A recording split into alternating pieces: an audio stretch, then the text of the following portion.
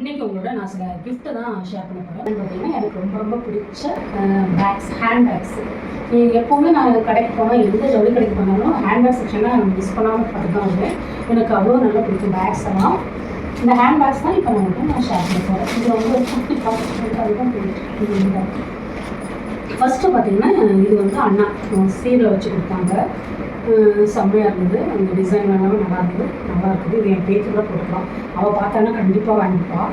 என் பேத்தி பார்த்தானா வாங்கிப்பாள். நல்லா இருக்குது, டிசைன் நல்லா இருக்குது.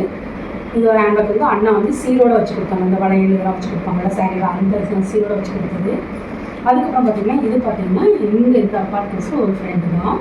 அவருமே என்னுடைய டியர் ஃப்ரெண்டுனே சொல்லுவேன். அவர் பார்த்திங்கன்னா நான் வந்து ஈவினிங் டைமில் நாங்கள் எல்லாம் போய் கொஞ்சம் பேசுகிறதுக்கு கீழே உட்காருவோம்.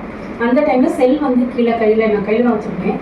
அதுக்காக வாங்கி கொடுத்ததா சொன்னார். செல்லும் அப்புறம் கொஞ்சம் கேஷ் கூட வச்சுக்கணும், எதாவது வந்தால் கூட வாங்கிக்கலான்ட்டு அதை எய்ம் பண்ணி இந்த பர்ஸ் அவர் வாங்கி கொடுத்துருக்காரு. அதோடு ஒரு பூவெல்லாம் கூட வச்சு கொடுத்தாரு. இதுக்கு மேலே ஒரு பூவெல்லாம் வச்சு கொடுத்தாரு. செம்ம, இதுவுமே எனக்கு ரொம்ப பிடிச்சிருந்தது. ஜூட்டில் பண்ணியிருக்காங்க, ரொம்ப நல்லா இருக்குது பேகு. அவர் சொன்ன மாதிரி அந்த கீழே உட்காரதுக்கோ கொஞ்சம் வாக்கிங் போட்டான்னு கூட போட்டுக்கலாம், நல்லா இருக்குது இது கூட.